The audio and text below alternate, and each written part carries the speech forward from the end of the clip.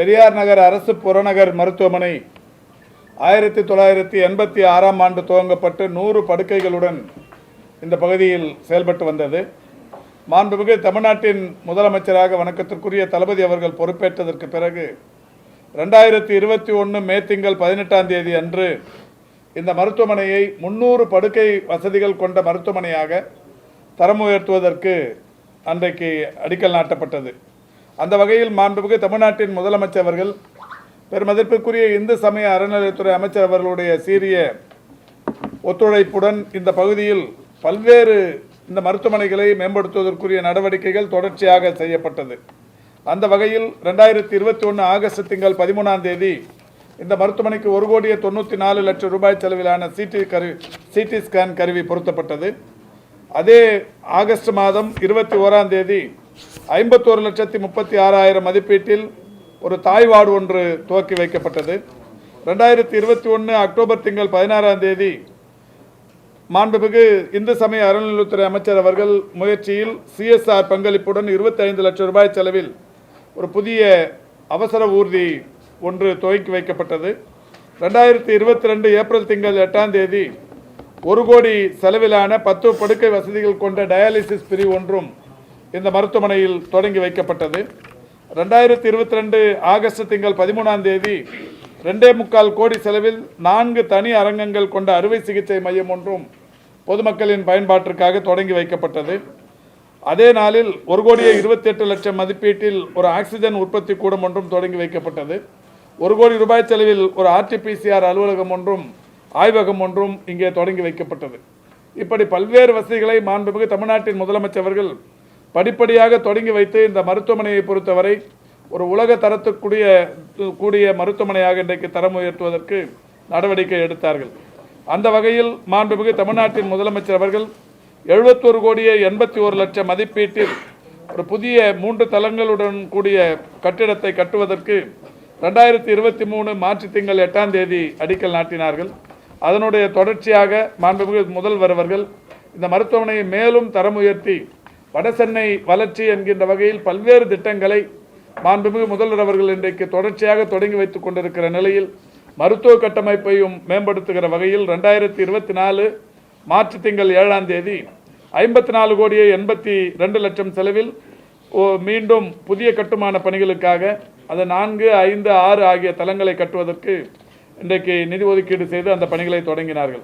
அந்த வகையில் இன்றைக்கு இந்த மருத்துவமனையை பொறுத்தவரை 109,89,00,000 மதிப்பீட்டில் புதிய கட்டிடங்கள் கட்டும் பணிகளும், மருத்துவ உபகரணங்களை பொறுத்தவரை 100,91,00,000 மதிப்பீட்டிலும், மழைநீர் வடிகால்வாய் மற்றும் நீரூற்று நிலையம் போன்ற பல்வேறு பணிகளுக்கு 2,98,00,000 மதிப்பீட்டிலும் ஆக மொத்தம் 213,78,00,000 மதிப்பீட்டில் இந்த மருத்துவமனையின் புதிய கட்டுமான பணிகள் தொடங்கப்பட்டிருக்கிறது, தொடங்கி நடைபெற்றுக் கொண்டிருக்கிறது, முடியும் தருவாயிலும் இருந்து கொண்டிருக்கிறது.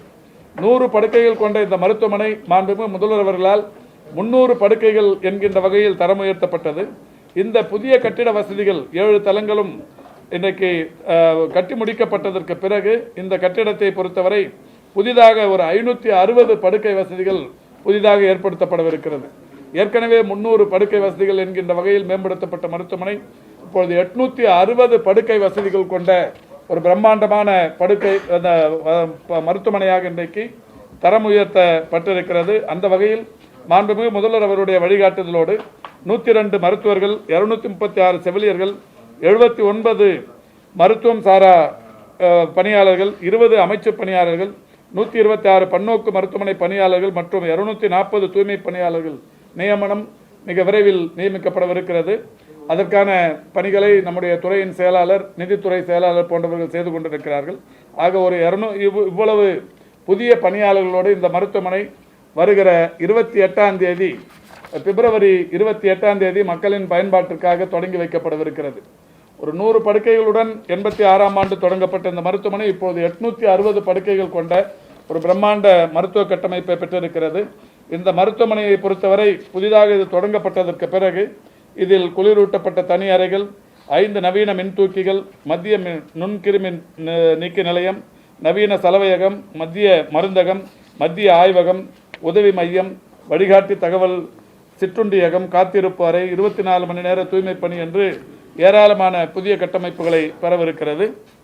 அந்த வகையில் மாண்புமிகு தமிழ்நாட்டின் முதலமைச்சர்கள் இன்றைக்கு தமிழ்நாட்டில் மருத்துவ கட்டமைப்பை உலக தரத்திற்கு உயர்த்தி கொண்டிருந்தாலும் வடசென்னை வளர்ச்சி என்கின்ற வகையில் மாண்புமிகு நம்முடைய இந்து அறநிலையத்துறை அமைச்சர் அவர்கள் பொறுப்பேற்றிருக்கிற சென்னை பெருநகர வளர்ச்சி குழுமத்தின் சார்பில் பல்வேறு வகைகளில் நிதி ஆதாரத்தை தந்து இன்றைக்கு சென்னையின் முகத்தை மாற்றுகிற பணிக்கு இன்றைக்கு வளர்ச்சி குழுமம் பெரிய அளவில் உறுதுணையாக இருந்து கொண்டிருக்கிறது.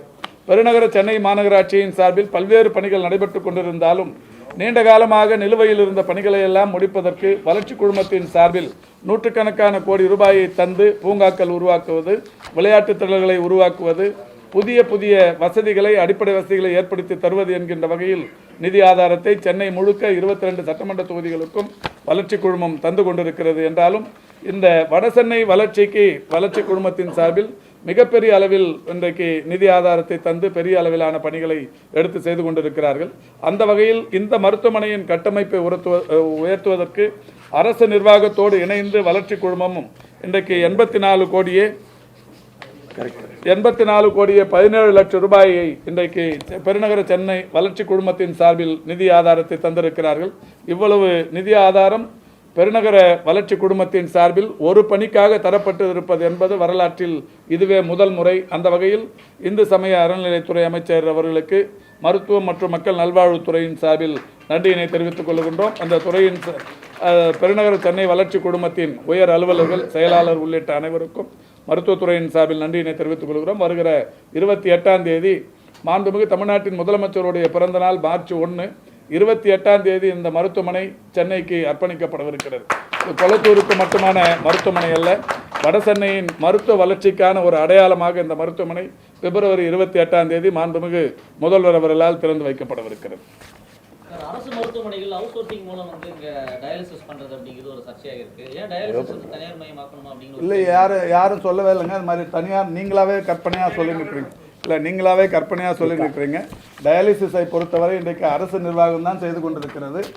இப்போ கூட வருகிற கடந்த நிதிநிலை அறிக்கையில் 100 டயாலிசிஸ் இயந்திரங்கள் வந்தது.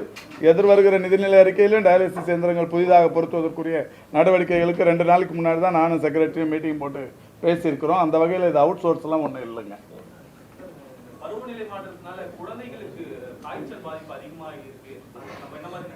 இல்லை, இப்போ எல்லா பருவ காலங்களிலும் இந்த காய்ச்சல் பாதிப்புகள் என்பது வருவது என்பது இயற்கை. அதுவும் இப்போ தமிழ்நாட்டை பொறுத்தவரை மிகப்பெரிய அளவில் உள்ளாட்சி நிர்வாகங்கள் இந்த கொசு உற்பத்தியை தடுக்கிற அந்த பணி இதெல்லாம் மிக சிறப்பாக செய்து கொண்டிருக்கிற காரணத்தினால் டெங்கு, மலேரியா போன்ற இந்த காய்ச்சல் பாதிப்புகள் என்பது தொடர்ச்சியாக கட்டுக்குள் இருக்கிறது. நான் ஏற்கனவே பலமுறை சொல்லியிருக்கிறேன், டெங்கு பாதிப்புகள் தமிழகத்தை பொறுத்தவரை 2 முறை மிகப்பெரிய அளவில் அதிகமாக இருந்தது. 2012 66 பேர் டெங்குவினால் பாதிக்கப்பட்டு உயிரிழந்திருக்கிறார்கள். 2017 65 பேர் உயிரிழந்திருக்கிறார்கள். இதுதான் அதிகபட்சமான உயிரிழப்புகள். தொடர்ச்சியாக இந்த அரசு பொறுப்பேற்றதற்கு பிறகு கடந்த 4 ஆண்டுகளில் ஓரிலக்க அளவில் தான் இறப்புகள் என்பது இருந்து கொண்டிருக்கிறது. அதையும் தடுப்பதற்குரிய நடவடிக்கைகளை துறையின் சார்பில் தொடர்ச்சியாக செய்யப்பட்டு வருகிறது.